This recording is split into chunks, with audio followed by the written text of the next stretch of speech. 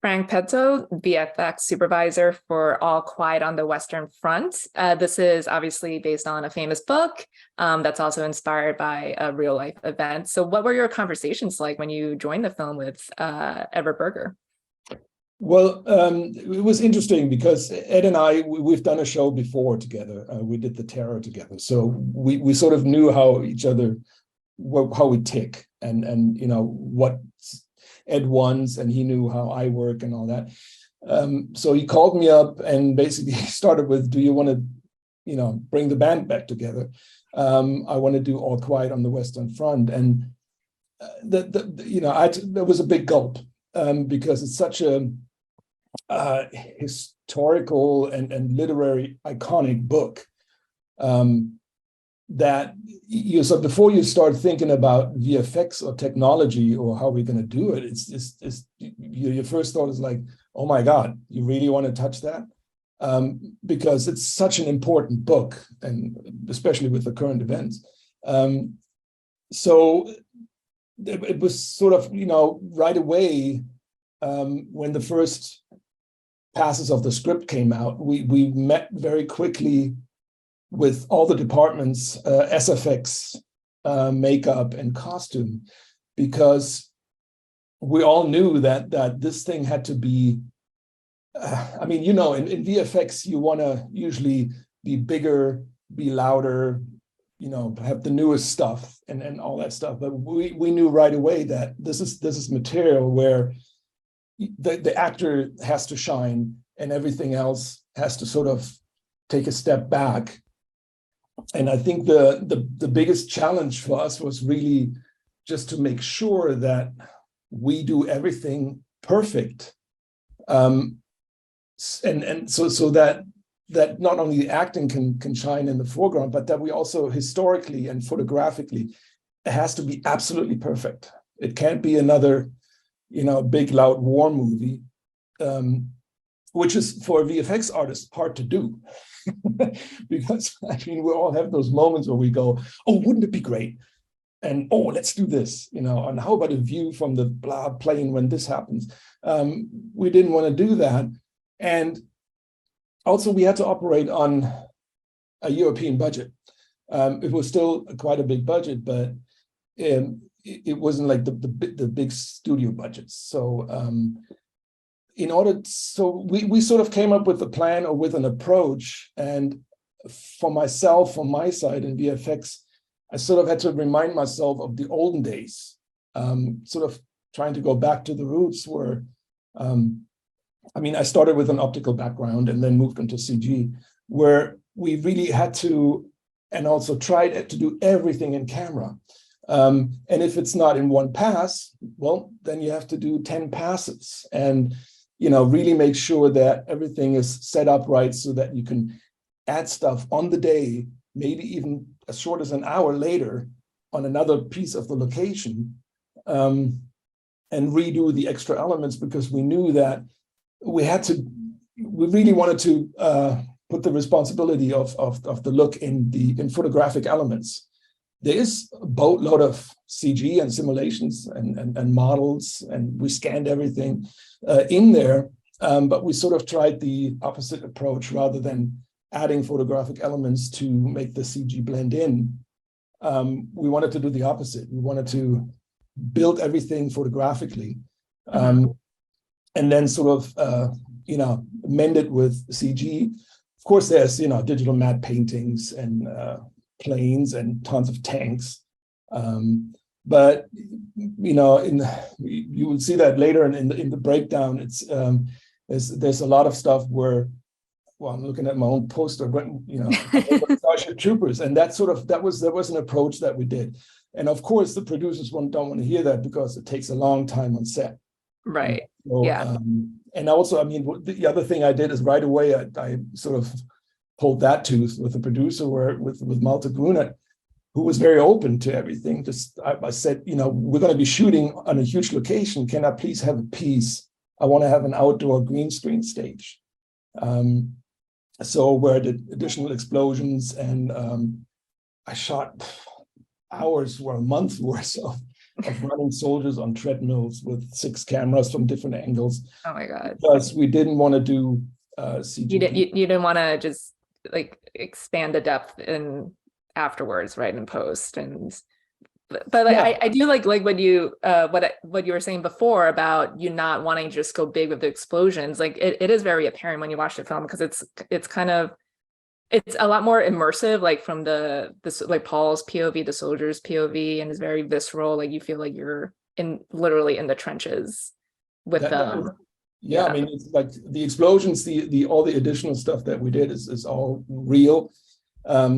I mean, real as different passes that we put on later on. We didn't do, we stayed away from CG simulations or particle simulations.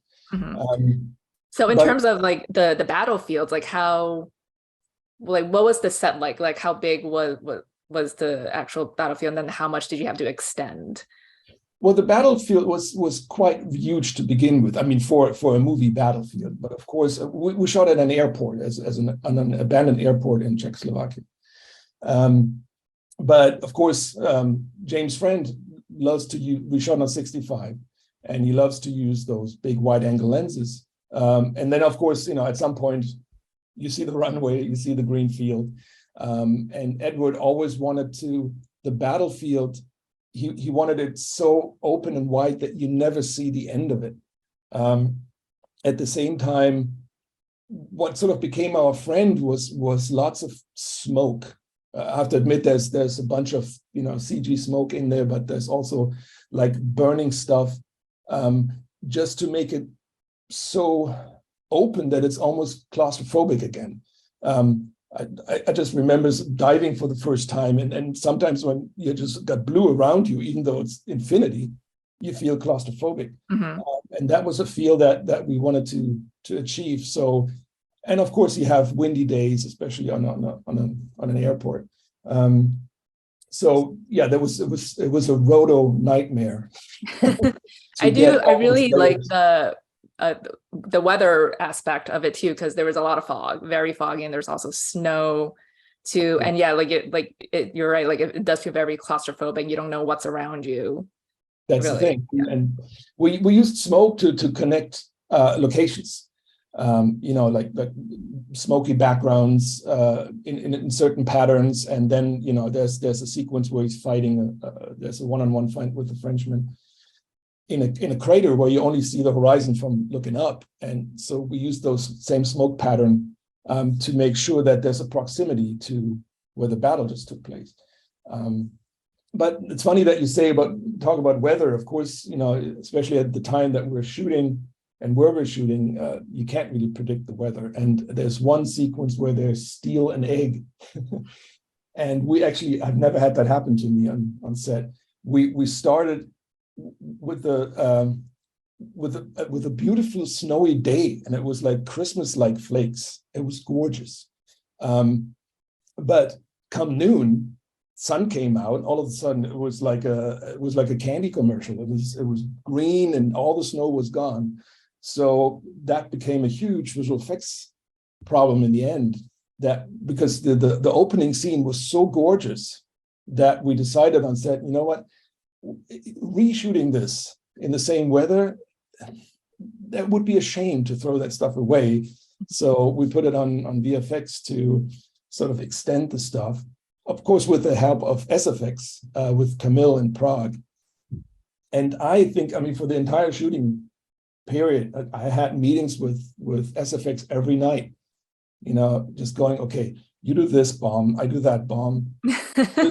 You know, well, that's the other thing, because it's like when they explode or like the gunfire, you have to figure out, you know, where things land or how like bodies react or like what limb flies off. Right. Yeah, and again, I mean, it's like you have to stay true. The book is so important, and Malte, our producer, also wanted to make sure that this film will hold up as an educational film for future generations. If you're thinking about joining the army, you better watch this movie. And in VFX, when you get to do a wound, you know, everybody's rubbing their hands. It's like blood, yes. I'm an old tippet guy, so we always went overboard. So this time we really I had to look up World War I wounds to really make sure that this is right. It doesn't, overpower the moment. It still stays with the actor. I mean, those kids, they were out there fighting for 2 years, and the front line has changed maybe 100 yards. So you really see it, and also the makeup, you see it in their faces, and so you had to really stay true to what it was, and then also just the fact that this is the first technical war, so it's the first time they see a tank. Well, yeah, that sequence is incredible when it just like slowly comes up above like the frame. And so what was that sequence like? Did you have a real tank?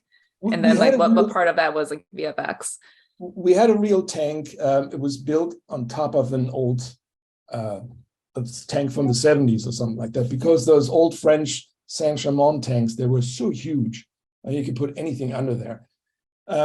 But of course, it couldn't really drive through the battlefield that Christian Goldbeck built and excavated and dug out. So we were able to drive a few yards with them, and just one tank. So, and I wanted to always save it for the close-ups, because as soon as you have the interaction and they're bombing people out of that tank, and so we used that one. I still had CG models though to be able to, even though we shot it on the plate, to do stuff with it, because I love projects where there's a creature in it, but this time around I didn't have a creature. So right away in the first production meeting, I was like, you know what, I'm going to elect this tank to be my creature. And there's a few moments when they break through the fog and they see it for the first time and they don't know what it is. And that was it's like a monster. Exactly. It was a key for animation, is like really have it break through like a monster and then sit there. And there's a Mexican standoff. And then, the tank does something. What can a tank do? Well, he can lower his gun.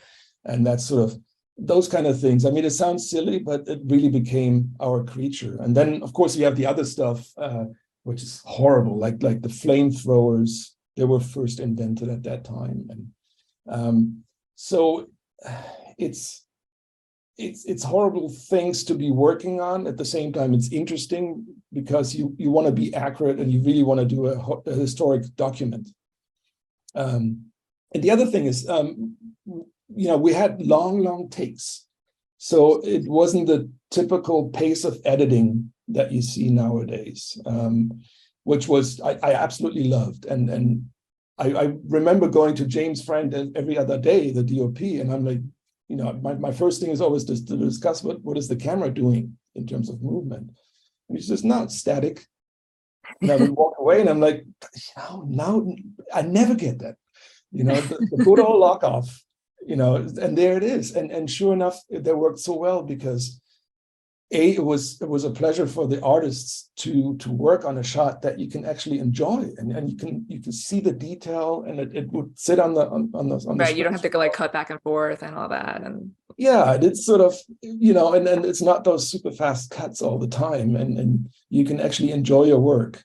It was sometimes horrible. And then so there's a lot of sequences where I remember in post-production sitting in the theater with the crew, and you want to do your usual action comments. It's like, throw a little bit more of this in there, and no, this doesn't read enough, and just have them blow up. And you really had to sort of go back, and it felt horrible, giving notes almost, because it was such a hard subject to talk about. The final product is incredible, and I do think you guys are achieving your goal of having the film stand the test of time and showing the atrocities of war. So, Frank, it was great speaking with you. Thank you so much for your time, and we'll see you back here in a little bit. All right. Thank you so much.